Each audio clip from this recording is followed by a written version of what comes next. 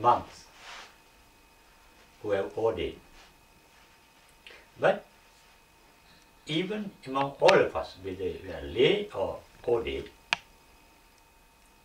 we have the latent enlightenment in us. We are latent enlightened beings. Arya Pudgala. We are noble beings.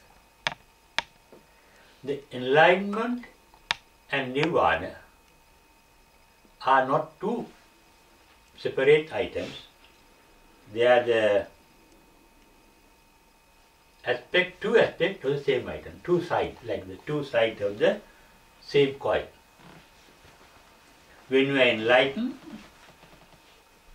there is nirvana in you. When there is nirvana in you, you are enlightened. But it's different between enlightenment and our present state. There is nirvana and enlightenment hidden in us, but covered by mental defilements. Nirvana is not coming to us from outside. We cannot go to nirvana. Nirvana has to be revealed within us. And it was on a month like this. This is called Asala month. This Asala month comes this time after the completion of 2600 years since the Buddha's first sermon called Dhamma Chakka Pavattana Sutta. Therefore, as Reverend Vimala suggested, it is better to speak of the Dhamma Chakka Pavattana Sutra, the basic message given to us. That Dhamma Chakka Pavattana Sutra, the first sermon, was not delivered within an hour, within one day. It took several days for the Buddha to explain to 5 ascetics called Panchavagga Bhikkhu how he got enlightened. After giving up to extremes of life, extremes of living. And he started that first sermon. This was originally meant for recluses. Recluses are those who have renounced the worldly life. But today we are inquiring into the possibilities of using that discourse in our lay life, in our present situation. With regard to those who have renounced the world, Buddha said there are two extremes that they have to give up.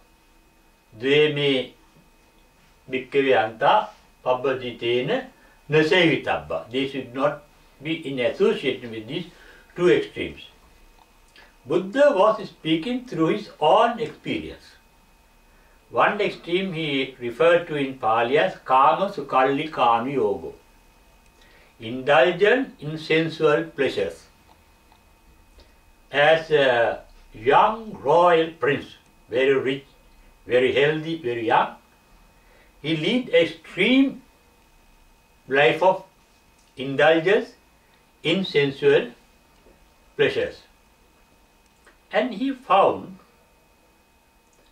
seeking sensual pleasures is not giving any lasting happiness. Whatever satisfaction you get by satisfying your sense organs, eye, ear, nose and so on, by different objects, they are very temporary, transient. And he wanted to find out is there any lasting happiness, lasting bliss in life, because he was very intelligent. Then he went into the other extreme according to the Indian tradition that existed. He had to renounce the worldly life and undergo self-mortification, controlling your sensual needs and following that extreme ascetic tradition. Ultimately, his skin got in touch with the bones and bones got in touch with the skin. In one of the discourses, Buddha said, when I touched my stomach, abdomen, I was touching my back. When I was touching my back, I was touching my stomach. Extreme self-mortification in order to achieve enlightenment according to the North Indian tradition, the Brahmanic tradition that existed that day. Ultimately, he realized these two extremes are not giving me a permanent bliss of life, and he found out the middle path between those two extremes. In our day-to-day life, we also can follow the same principle to lead a normal, pleasant, happy life without going to extremes. If you are addict, that means free from addiction to sensual pleasures. You may see beautiful things, dancing, music, and eating, drinking, sex. Those are the items that satisfy your sensual needs, need of the senses. But by that you are going to be tired of that also, because no pleasure is going to last long. And at the same time, we as laymen, I know we are living in England, to lead a life of sensual pleasures, we have to earn a lot. Things are very expensive. And most of us are young people, working very hard to earn a lot without good sleep, without good rest, without normal enjoyment of life, tiring yourself. That is going into one extreme. This is with regard to our outward activities. But here, I said, it's a very deep discourse that Buddha delivered for those recluses, for the ascetics. But in our case, within ourselves means within our own mind, we can follow the middle path. Buddha referred to the middle path that Reverend Mimula said, Sila, Samadhi, Pajna are the three aspects of the middle path. That middle path lies between the positive energy that we use and the negative energy that we use. And in the middle is the neutral energy. We all are made of atoms. In the atom, the electrons are charged with negative energy. Negative energy for repulsion. In the nucleus, the protons are charged with the positive energy for attraction. Protons can't remain intact within the nucleus of an atom unless there are neutrons. They equalize the plus and the minus. Mathematically, -1 plus 2, when combined, 0. Emptiness, nothingness. Nirvana is that nothingness. Here nothingness means, in nirvana, nothingness of the physical world. What is the physical world, the material world that you experience? My psychotherapist, he knows this very well. And even Professor Mathurada, a Chilean professor, had a theory called autopoiesis. According to that theory, no one can know the world outside except our own neuronal responses. Neurons means we don't see anything outside. What we see is a picture taken by the eye. The eye is called in Pali, the Buddha's language, Chakkayatana. Ayatana means an organization, institution. It creates images, pictures, colors. If you are color blind, you can't see certain colors. When you look at the jumbo jet flying very high in the sky, you see that jumbo jet flying hot air, like a small bird. Our nose are not capable of knowing what the dogs can know. They can smell things and find out whether there's a bomb there, whether there are drugs in that particular bar. Our noses are not so sensitive. We can't see in the dark like cats and dogs. And dogs can hear sounds that we cannot hear. Our sense organs are limited. And we know only what our sense organs can create in us.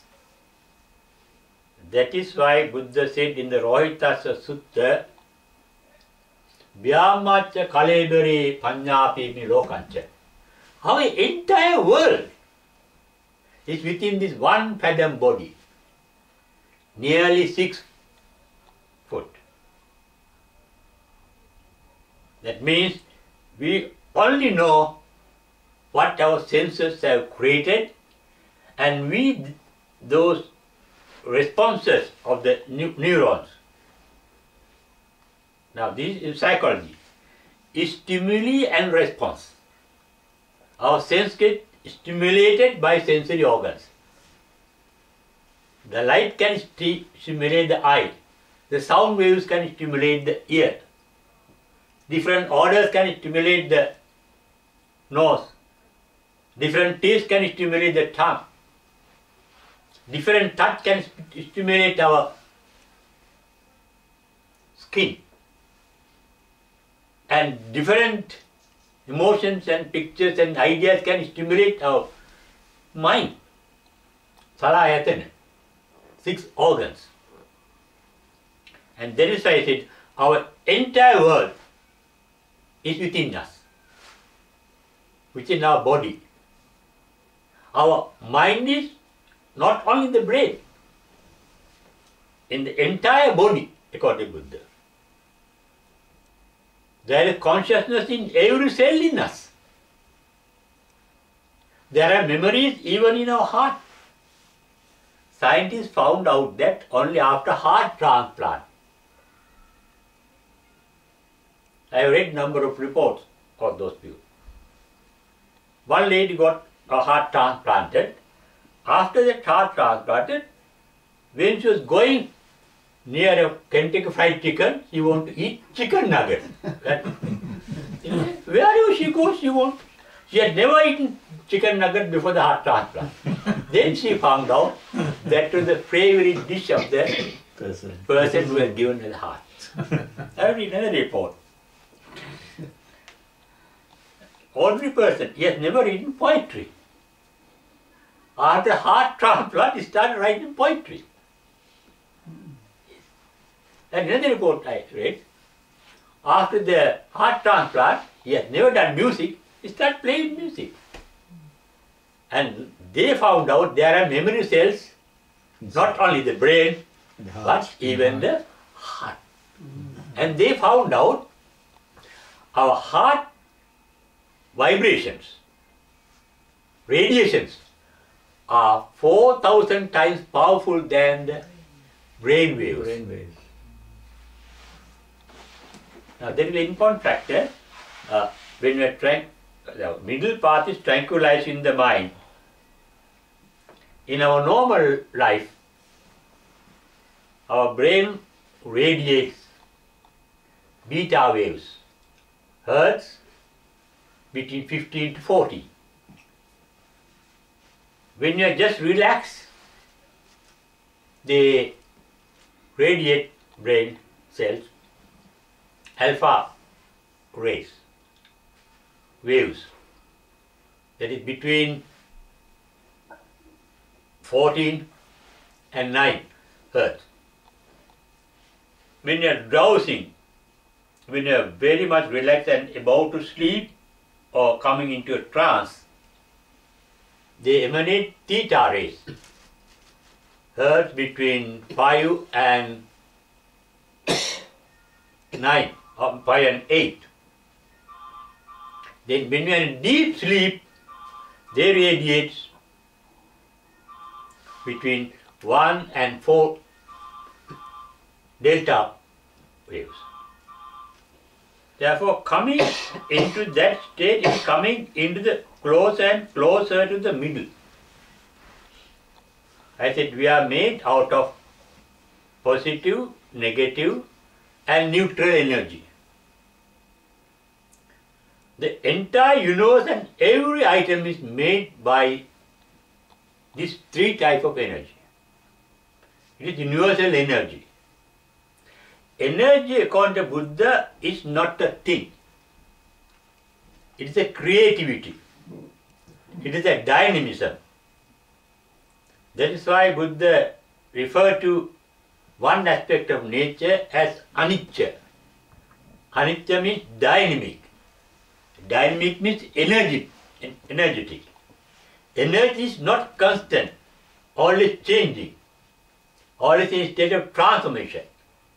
Therefore, that creativity of the innate energy, the vibration of the energy, transforms the energy itself, that is transformation of energy. Energy is universal dynamism, universal energy, and the result of that activity, dynamism, is dukkha. Dukkha is transformation of energy. Titassa anyatatta bhavisati.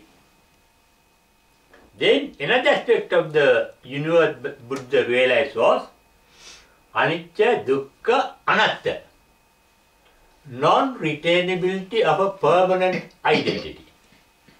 If everything is constantly in a state of transformation, nothing can retain a permanent identity.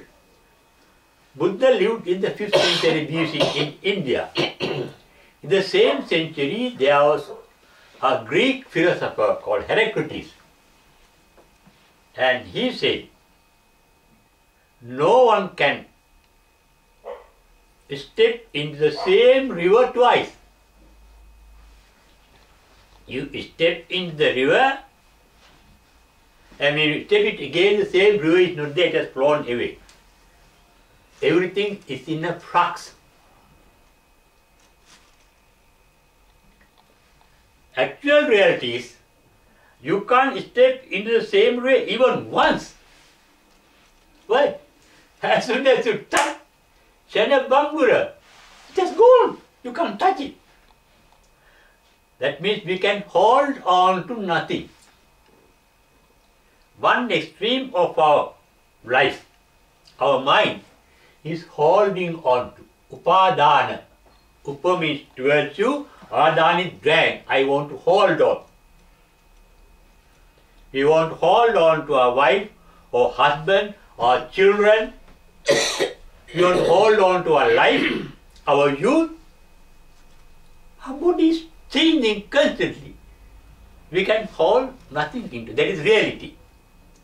Therefore, coming into the middle means dragging and holding on. What is greed? What is craving? Holding on, dragging. I want to have it. We can't hold nothing. Whatever that we crave for are always changing. Then we want another thing to do. Not to hold. We want to hold on to things that are pleasant, and also we want to get rid of what is unpleasant. That is, I'm not saying it is bad. That is our nature. That is animal nature. That is the human nature. That is the nature of all beings. We have likes and dislikes.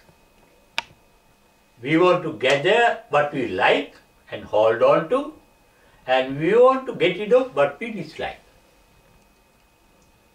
And Buddha found those are two extremes. Because we are living in a dualistic world. Duality. In Nirvana there is no duality. Advaita, non-duality. There is a neutral state between the two extremes. We have good and bad. We have high and low. We have likes and dislikes. We have pleasant and unpleasant. We are living in a dualistic world. I say, how are we going to be in the middle path in this dualistic way?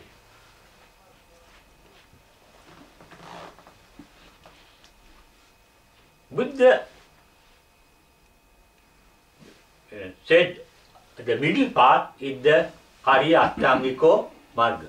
Sila, Samadhi, Prajna. Magga, the path, although we use it is not a path, it is a way. It is a technique. What happens after the end of that path, end of technique, the result is Nirvana. Then Mahamangala Sutta says, after enlightenment, those who are enlightened, their state of mind, Puttasya loka dhammehi chittang yasya nakampati. Loka dharma. The loka dharma is the worldly nature, natural state. What is the natural state? We are living in a dualistic world. In this world we have things that we like and we things that we don't like. In the Loka Dhamma Sutta, Angatun, there are two Loka Dhammas, Patama Loka Dhamma Sutta and Dutiya Loka Dhamma Sutta. Buddha said the enlightened, the Buddhist disciples who follow the Buddha's path, there are 8 Loka Dhammas. That Buddha said the main thing, Labo, Alabo in our life. We have gains and we have losses. We like the gains, we dislike the losses. Ayaso, yasocha. Ayaso means poverty. We dislike poverty. Opposite that, yasocha, prosperity. We like prosperity.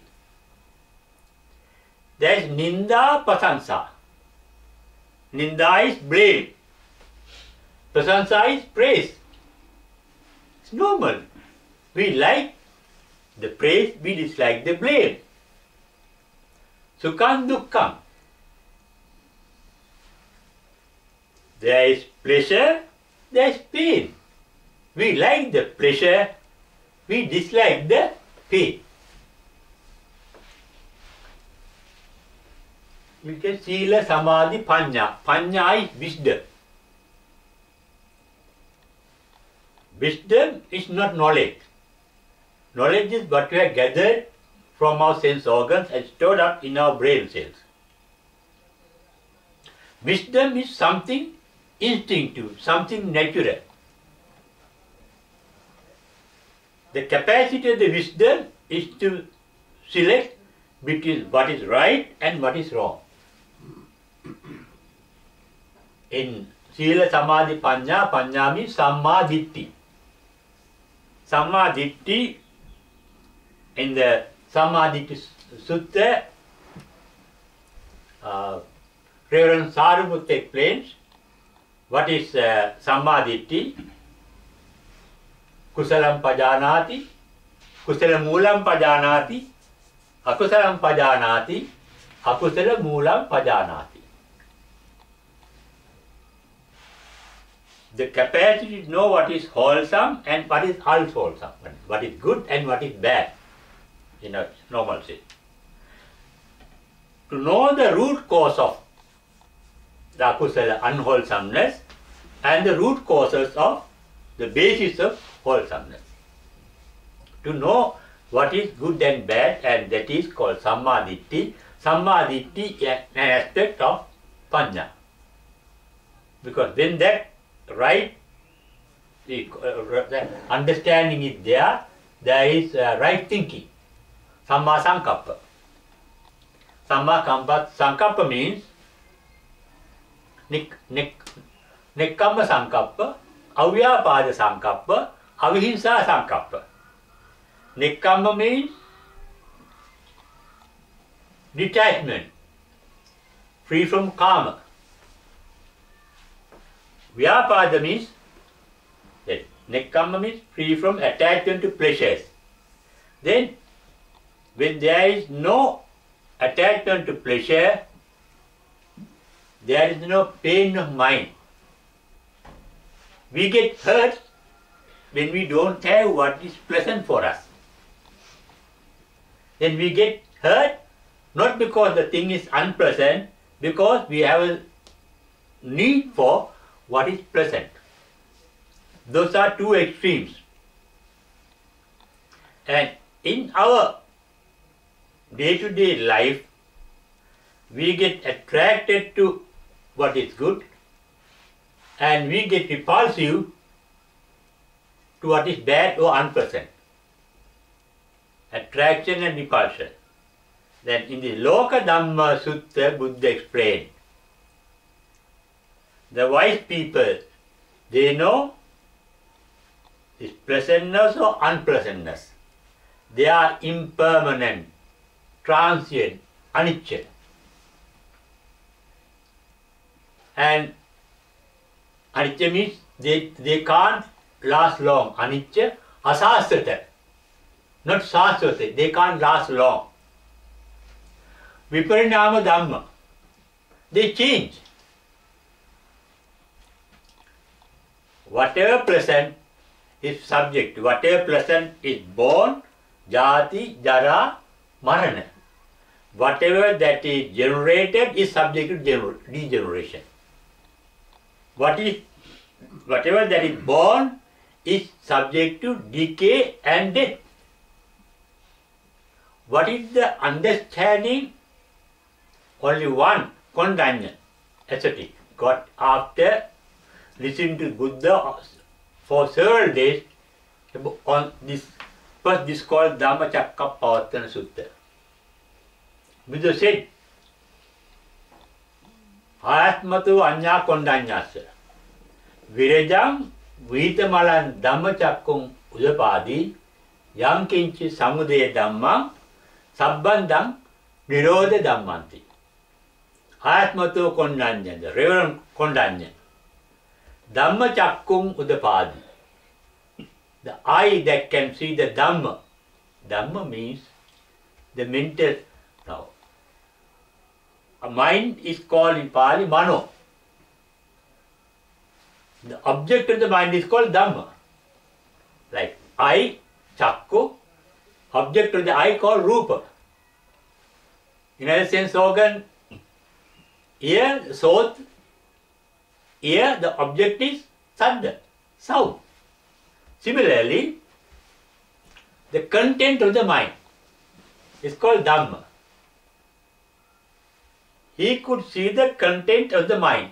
What is the content of the mind? Images, pictures. We are living in a Patirupa Desa Vasocha. Patirupa means reflection, images, Patirupa, images. Our mind is a world of images. We have image of ourselves, our wife, our children, our country, our culture, that is the content of the mind. And they are illusions. Images are illusions. And realization of that illusion is called the dispelling of the sakkaya-ditthi. There is nothing other than pictures and the content of our whole body. Body is the container of the mind. Mind contains illusions. What we call a permanent identity, our self-image. It's only an image. It is not an ultimate truth. It's like a dream. There's nothing we can carry from this body or mind into the next world. Only images. The Loka Dhamma Sutta says, Anicca, Dukkha, Viparinama, Dhamma. Therefore, the wise people do not get attached to the present and do not repent the unpleasant. For 20 years after enlightenment, there is only one discipline,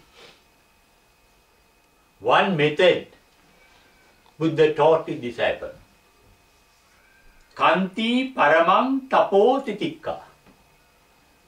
Patience, bearing up. It is the tapo. It is the real asceticism, not giving pain to your body and mind, taking things as they are. Yata bhuta jnana dassana.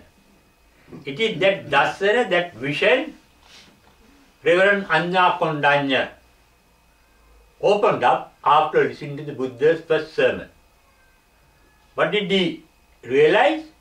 Yam kinchi samudaya dhammam sabbandam nirodha dhammanti. Samudaya dhamma, whatever that arises, sabbandam nirodha dhammanti, they disappear. Whatever that appears, disappears. Any image that appears in our mind cannot last long, they disappear. A thought comes, it disappears, another thought comes, it disappears. We are living in a process of thinking, process of thought. Nirvana is beyond that process. We are engaged, we are imprisoned in that world of thoughts, images. That is called Rodha. Rodha means the prison. Nirodha means freedom from the prison. Freedom from what? The prison of our own mind. We have created our own prison in us.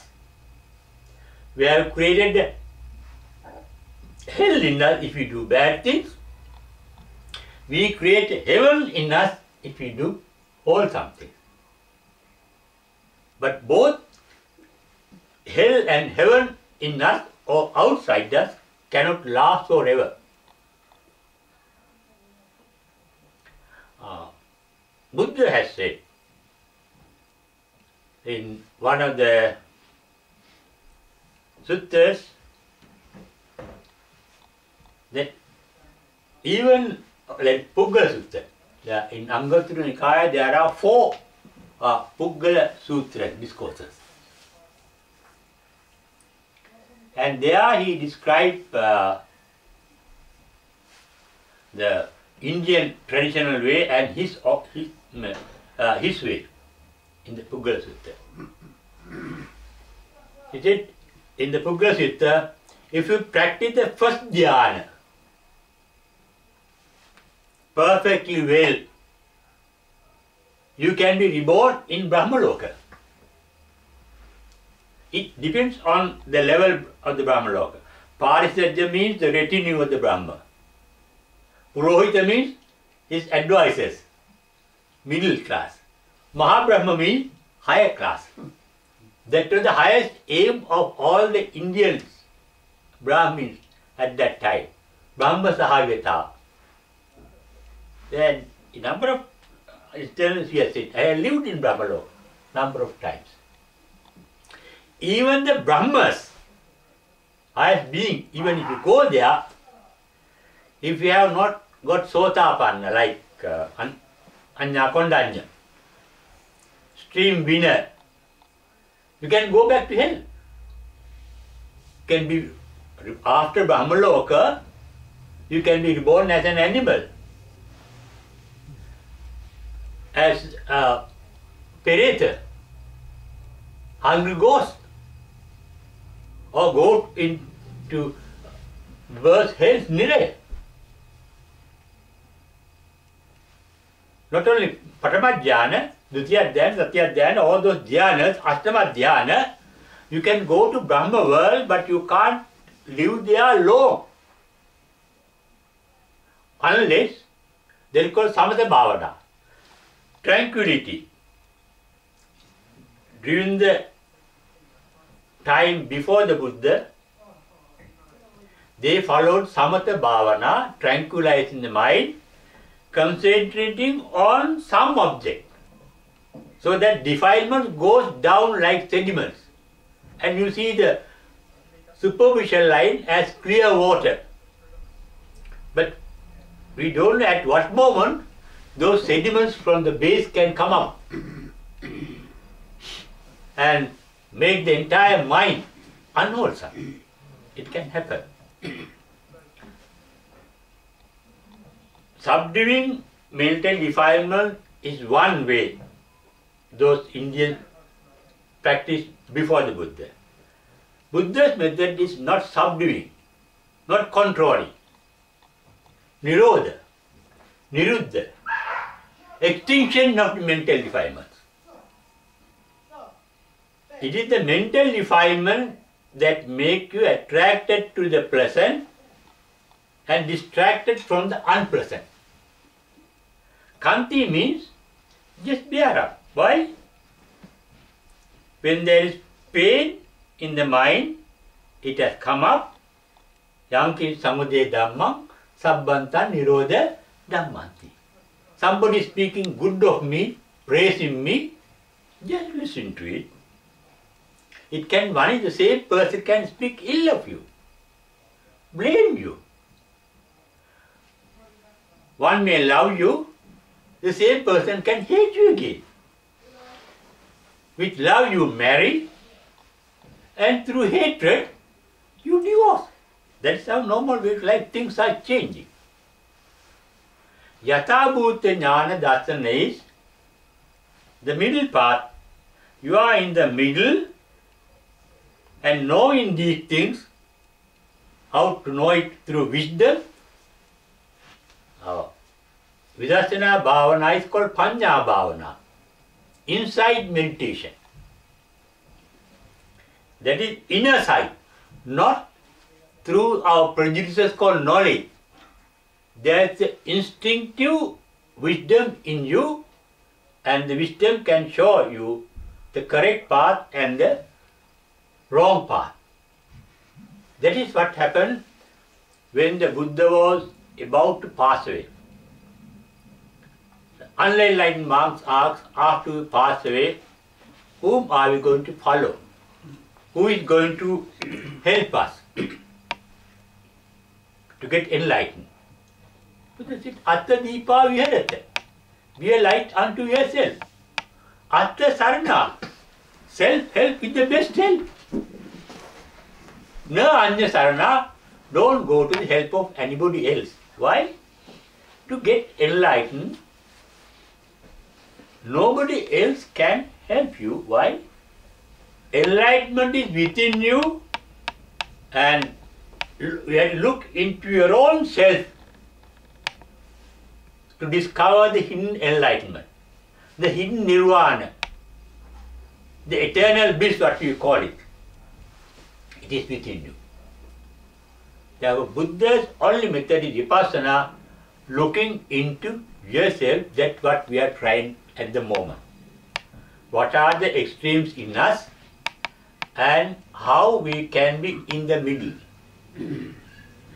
Buddhist meditation, even the English word meditation, medi means in the middle.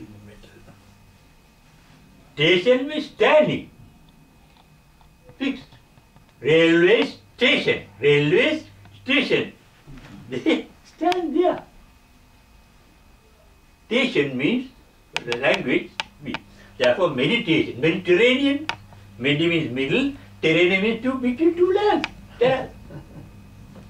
Thailand. It comes from same as Thailand. Be in the middle. That is called Kanti. How to be in the middle? In the Piyavagga Dhammapada it says, Piyato Jayati Soko. Our sorrows are caused by the pleasantness. But actually in the Abeywickrama Sutta it is said, Sankappa Rago Purisassa Kamo. We are not attached to, Rago means getting attached. We get attached to a mental image. We have an image of our wife or lover or husband or child or our teacher or our religion or our priest, whatever that we attach. We are attached to not the thing or being, but to our Sankappa Rago, mental image. Purisassa Kamo. It is that attached. In Nibbana Sutta, there are the nature of the world. There are pleasant things. That is their way. There are unpleasant things. Our resenting and attachment are mental activity. One ascetic got instantly enlightened within few seconds. Dharicuriya Bahya. Because here, he earlier thought he was enlightened. But it is recorded, I know what then. Deity has told him, you are not enlightened, but there's an enlightened one in such and such a place. And he went in search and he found the Buddha, this big round arms. He went out, he said, oh, that deity is correct. When I look at his face, what a bliss state, a blissful state he is in. Yeah, Reverend Sir, how you got into that state of mind? And see, now I'm begging around my arms, there's no time to preach you anything. No, just tell me in few words, because I may die instantly. I don't know what time I'm going to die. When he begged several times, with great kindness told him, Tasmatiya Bhayita, then Bahya, Ditte Ditte Mattam Bhavisati. Ditte means when you see, just be aware, there is a sensation of sight. There is sensation but no thinking. Our mind has two functions. Sensation. Then thinking of sensation. What it becomes aware. Why do we think? We think of things that we like or dislike or what we can't really understand. Like means raga. Dislike means dosa. What we can't understand? Moha. What happens to an enlightened one at the enlightenment? They become Vita Ragi, Vita Dosi, Vita Mohi. Free from attachment, free from resentment, free from unawareness, ignorance. Such a mind, when there is no like, just become aware, no need to think of it. It is there, that is a beautiful girl, that is a beautiful flower, that's all. Sensation is there. No thinking. Something ugly, oh, it is ugly. That is nature. Nice young girl, ugly old woman, oh, yes. Taking things as they are. Yata bhuta jnana dasana. That means that mind is not going to extremes of like and dislike. No attraction, no repulsion. No negative mental power is used, no positive mental power is used. Just be in the middle without using any mental energy to attract or repulse. Sute Sutamattam Bhaisati, when you hear, I just heard it without thinking. What happened to Buddha when he got enlightened? Visankara Gatan Chitta. In first paean of joy he said, what is Sankara? Mental formation. Formation of the mental process. Formation of mental process got extinct, came to an end. Why? It is the mental process that brings up all pains. Sankittena pancha upadana kandavi dukkha. What is rupa? Rupana. Rupaditi ko bitte rupa. Stimulation of senses. Nama. The rupa is stimulation. Nama, response. What is the response? Sensation. The eye get stimulated, then you get chakku vijnana, sensation. Rupa, Vedana. It may be sensation, pleasant, unpleasant, or neutral. Rupa, Vedana, Sanya. When you get the sensation to the eye or the ear or nose, the previous memories come out. Signals. When I see a monk, this is Reverend Vimala. When I see a woman, this is my mother, this is my wife, this is my daughter. Recognize, cognition, recognition. Sensation, Rupa, Vedana, Sanya. Sankara means go on thinking. When I see the mother's image somewhere, or suppose photograph, mother did, then I see whole picture of mother in me. That image comes up. With that image comes not only the picture, what about the smell of the mother? Nose. What about the touch of the mother? What about the nice voice of the mother in her ear? All organs get activated and start thinking. That is thinking process. Thinking process stop. Even Dhammacakkappavattana Sutta, what did Buddha said at the end? Akuppa cheto vimutti. Akuppa means cannot be shaken. Cheto vimukti. Free from thinking.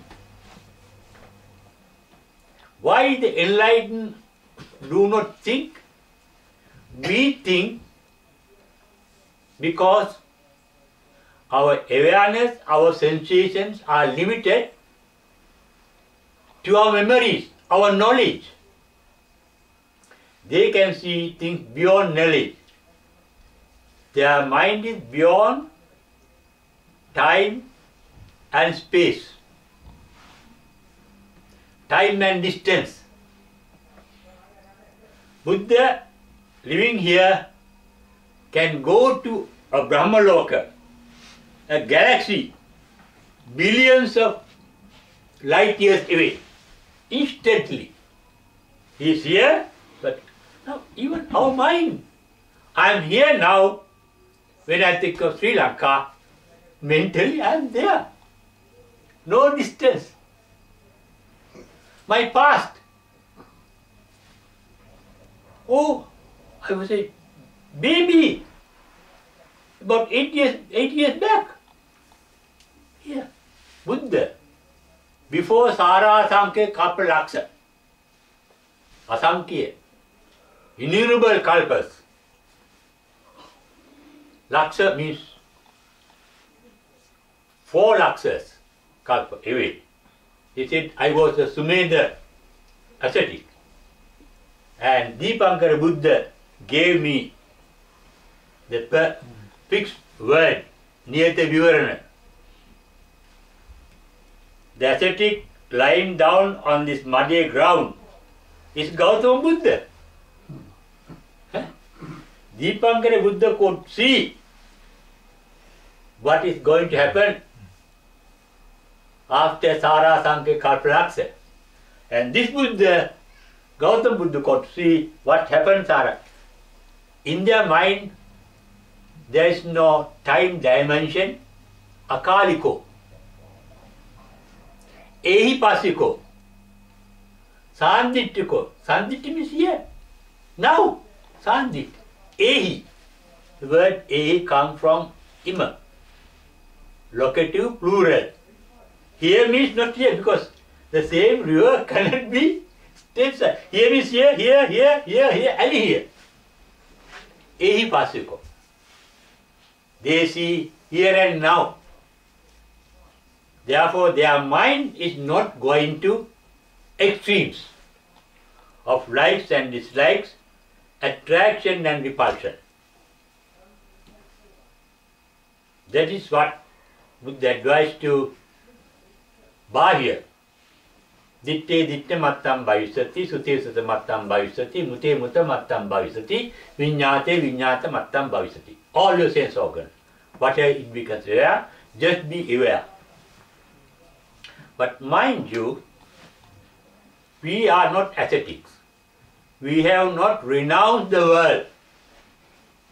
And we are not trying to get enlightened, not even to be so on. Those are only ideas. What is real? We are leading a normal life. In our normal life, we must have the discrimination between the pleasant and the unpleasant, good and the bad. And we have to use the instinctive wisdom to find out what is good and bad. Birds and animals, birds, they don't eat all the fruits that you get there. They know what is good for them and what is bad for them. All animals. Who taught them? They didn't go to classes to university, so there are no dietitians among them. This is good for you and this is bad for you. It is the natural instinct. It is the natural instinct that makes you enlightened.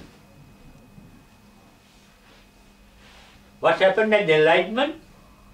Chakkung udapadi, jnanam udapadi, panya udapadi, vidya udapadi, aloka udapadi. With regard to the Four Noble Truths. With regard to suffering, dukkha, suffering is not the exact term for dukkha, but suffering is one state of dukkha. The verbal meaning is transformation of energy, as said you.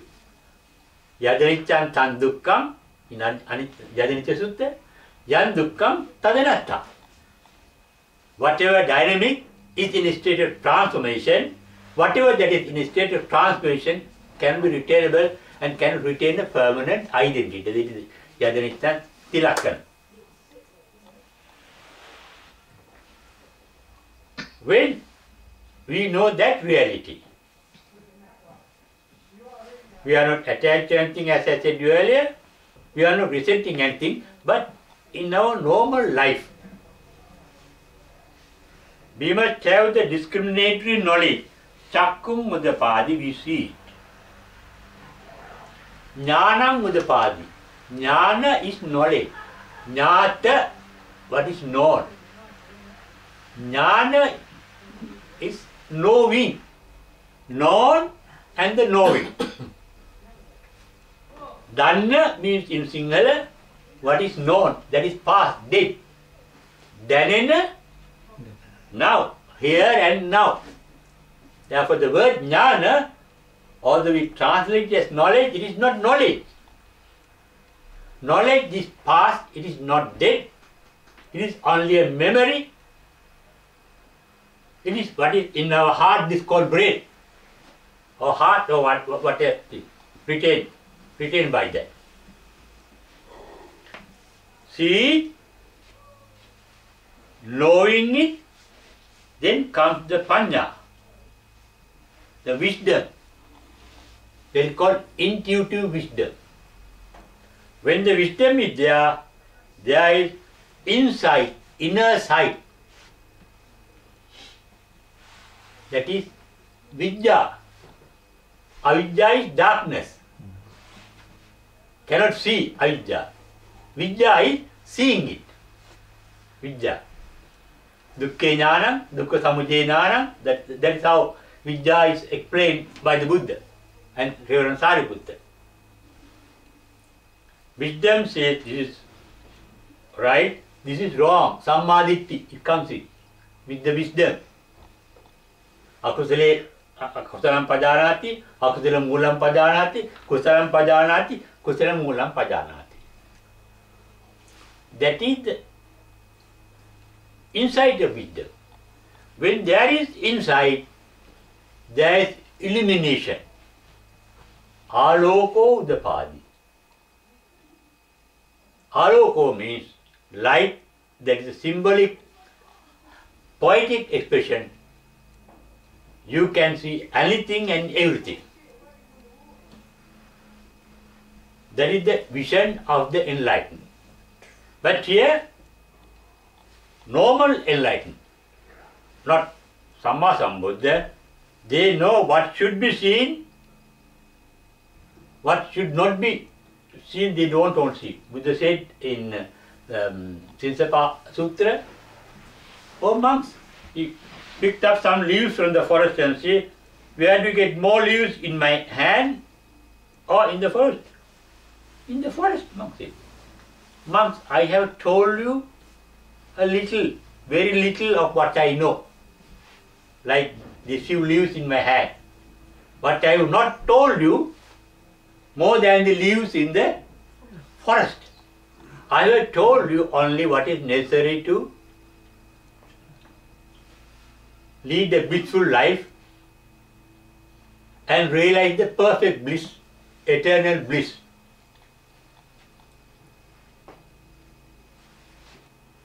Eternal bliss, I have told you, it is within us, inside us, and it is covered by our own mental defilements, our own prejudices. Why do we like something? Because of our prejudice. Why do we dislike something? Because of our prejudice. Now, for example, in Sri Lanka, still, some Sinhalese hate Tamils and some Tamils hate Sinhalese.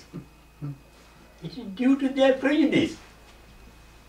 Muslims, they love Muslims, but Muslims all of their sect, they are Nikayas. They love Muslims of their sect, even others they kill. Non-Muslims, they want to kill. Those are called prejudices. They are based on the conditions. We have been conditioned. Our brains have been programmed. Realization of the truth. Therefore, prejudices are likes and our likes and dislikes. That is why it is said in the Karanimi Sutta at the end, Dittincha Anupagamma Silava Dasanena Sampanno. What is this? Middle vision, the tranquil vision. Ditti means prejudice, opinions. Any religion or any political view, all our views, all our conclusions are prejudices, stored up without being controlled by our prejudices. Look at things as they are. That is called the scientific attitude, with an open mind. Therefore, middle path is to be in an open mind. When we are in an open mind, you may listen to me. I am speaking of what has been said by the Buddha in his first sermon. He meant those for the recluses. I think in our day-to-day life, in the Nibbana Sutta, What is bad is not looking at things or hearing, eating things beautiful. Getting attached to it. Sankappa rago purisasa kamo. Can't you enjoy the beauty of the nature? A beauty of a nice figure, a picture. Can't you hear the beauty of a nice song? Or look at a nice dance without getting attached to it? What is attachment? Raga? We want to continue that pleasantness. Then in this suttas I read to you, Loka Dhamma Sutta, nothing is lasting. Asasata, anicca, viparinama Dhamma. We are living in a changing world, and we too have to be in a flux, in a change, accepting them as they are. But that doesn't mean you should not enjoy our life. Eat good food. Be wise to select the nutritious food for you. Do exercises and build up your body. When you are sick, take medicine and get. Because our life is depend on lobha, dosa, moha. Greed, hatred and ignorance. Now, scientists say atom 99.99, 12.9 empty. But when you look at the body, can you see it's an empty body? When you see a nice girl, nice beauty, if you see that emptiness, we can't enjoy our married life. Therefore, ignorance is bliss where it is folly to be wise. To lead our normal life, we need ignorance. It's a blessing in us. Now, if we don't, greed means attraction. If our stomach is not greedy for food, if it's not asking food, upadana, no appetite, we can't live. We become sick. If our body cannot repel the germs harmful to it, then we suffer from AIDS. They can't repel whatever bad germs come into them. There is sickness.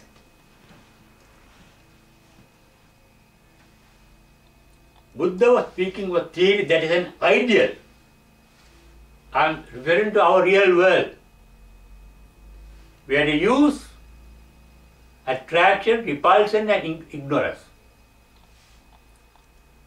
Lobha, dosa, moha, but wisely.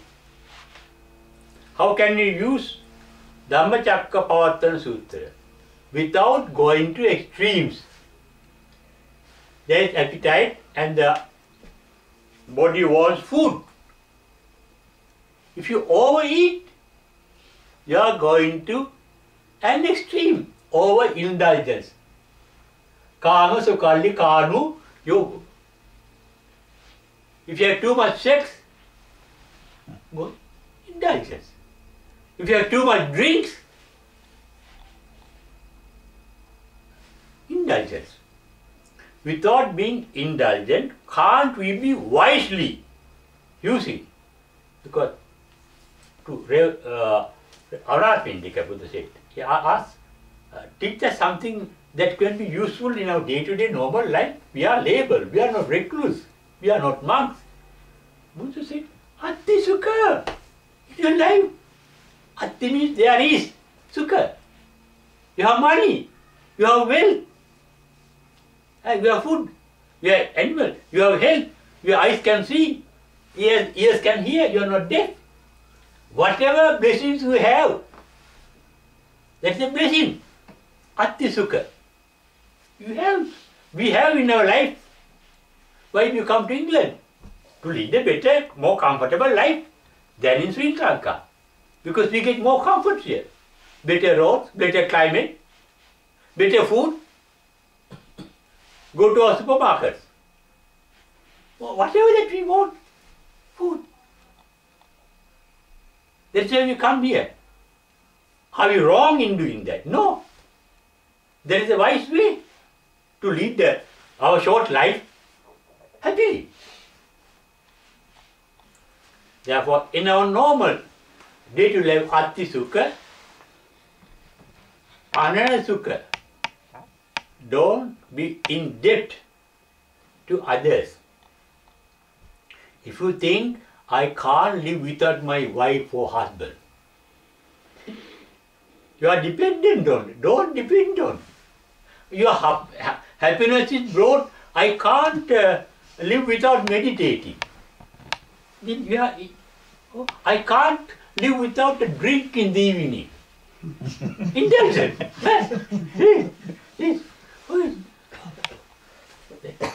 Anasukha means not dependent. Let yourself be happy.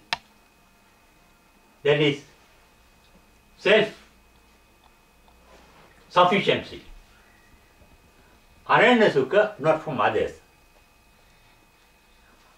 Before that, Bhoga Sukha. You have wealth, but if you are not using that wealth, Bhoga means bhukti, enjoying it. Whatever you have, enjoy. You are walking. You are just thinking of your problems. You can't see the birds singing. You can't see them flying. You can't see the clouds floating. You can't see the snows and rain and water, the sunlight dancing, coming down, the rivers flowing. No beauty, because you are living in a hell inside. Enjoy it. Bhoga Sukha. Live in England and enjoy its wealth and beauty and the opportunities. Anavajya Sukha. Do it in the right way, not in the wrong way. What is the right way and the wrong way? Not to be harmful to others and not to be harmful to yourself. Therefore, although I was referring to the Dhammacakkappavattana Sutra meant for the mendicants or the recluses who have renounced the world, I am speaking to you. You are all worldly beings. Even these Zen monks, you are not enlightened. In the heart of art, we are unenlightened, normal beings, and we are leading a normal life. Even Buddhas, even his enlightened disciples, when they are hungry, they go on round. When they are dirty, they bathe and clean. When their clothes are dirty, they wash them. When they are tired, they sleep, take rest. Therefore, be moderate. If you drink moderately, sometimes it can be a good stimulation.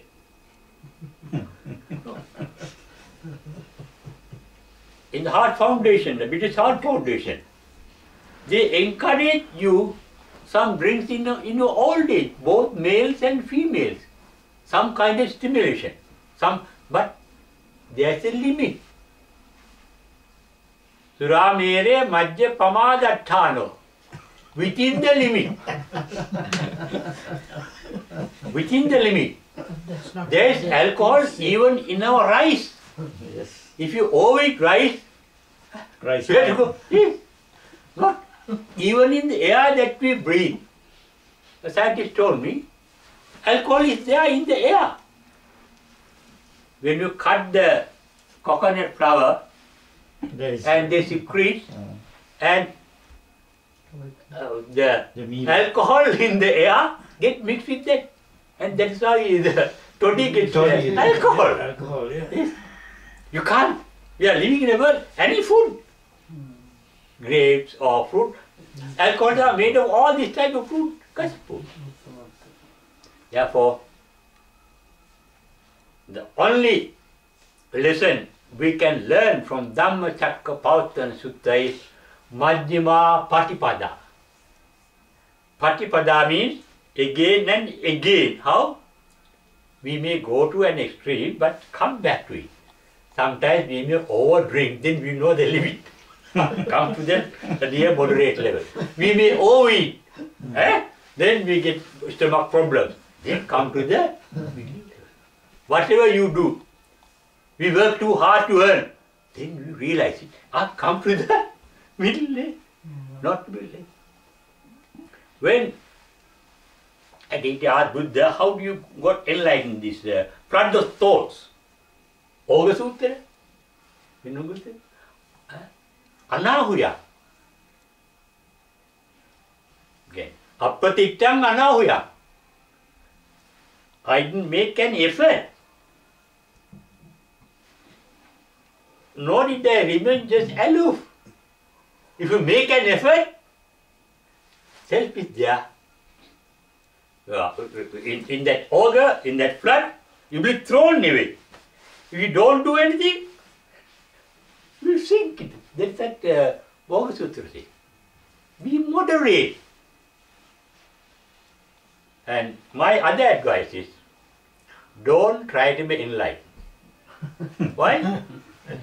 If you try to be enlightened, while you are trying, ego, the self is there. The greed, the desire for enlightenment is there. And hatred for this life is there. You want to be enlightened because you hate this life. Be in the middle. When you are living, just live. I have a Zen story. A Zen master was there, very renowned. Some person went and asked him, what is your meditation that you follow? When I eat, I eat. When I drink, I drink. When I walk, I walk. When I sleep, he is living only at the moment. Sanditiko ehipasiko. Live the moment. Therefore, accept the fact. Both the lay and the priest. Very, very honest to ourselves. We are not enlightened. We are just inquiring into the Buddha's teaching.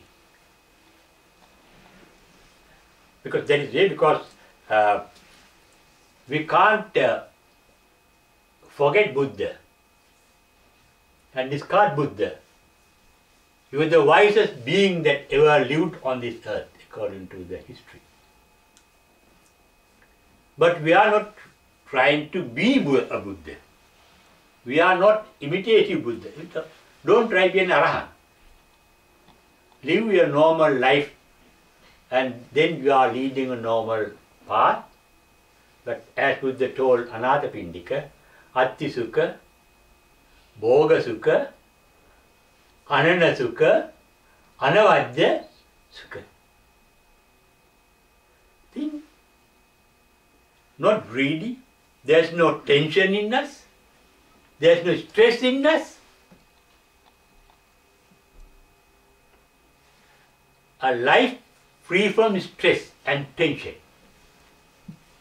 That is the middle path that we can lead at the moment. I don't know how long I have spoken. Hour and quarter. This the 21. Then we'll stop our